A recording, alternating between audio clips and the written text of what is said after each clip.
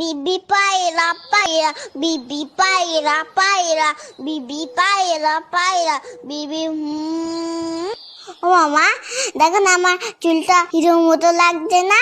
হ্যাঁ তো, তবে বাবান চুলটা আরেকটু কাটিয়ে নিয়ে আসি চল, তাহলে পারফেক্ট হিরো লাগবে। ও মা শোনো, তুমি দোকানদারকে বলবে আমাকে যেন হিরোর মতো চুল কাটিয়ে দেয়, পুরো যেন শাহরুখ খানের মতো দেখতে লাগে। ও মা বলো না, বলবে তো? বলবে না তো? উফ, চুপ কেন করে রয়েছো, কথা কেন বলছো না? হ্যাঁ হ্যাঁ রে বাবা, দোকানদারকে বলবো তোকে শাহরুখ খানের মতনই চুল কাটিয়ে দেবে। ওকে। কি বৌদি, কেমন আছেন? খবর সব ভালো তো? হ্যাঁ দাদা ভালো। আরে বাবান, কেমন আছো? হ্যাঁ ভালো আছি, তবে আমার কিন্তু হিরোর মতো চুল কেটে দিতে হবে। তুমি পারবে তো? আগে বলো, নয়তো তোমার কাছে কাটবো না।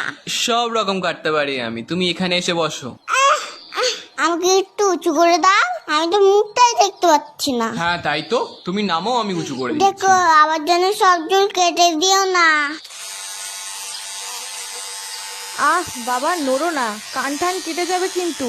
ও দাদা, একেবারে মুড়ো করে কেটে দেবেন। হ্যাঁ হ্যাঁ, বুঝেছি বুঝেছি। আমার চুলগুলো কোথায় গেল? ও বাবান, তুমি কাঁদছো কেন? তোমাকে তো রজনীকান্তের মতো লাগছে দেখতে। ওটা রশ্মি যায়নি না, আমার চুল আবার লাগিয়ে দাও, না হলে এখান থেকে আমি যাবো না। বাবান ওরকম করে না, নেমে এসো বলছি। আমার দেখো আমাকে টাক করে দিচ্ছে, তুমি আঙ্কেলকে বকো, বকবে না। শোন, টাক হয়েছিস তো কি হয়েছে, ও আবার দুদিনে চুল গজিয়ে যাবে, তাছাড়া তো তোর হিরোর মতনই লাগছে। ঠিক আছে ঠিক আছে, টাক যখন হয়ে গেছি তাহলে চকলেট দাও। এই তো বাবান, ভালো ছেলে, বাহ বাহ। তুমি চুপ করো, তোমার দেখো না আর কখনো চুল কাটতে আসে না।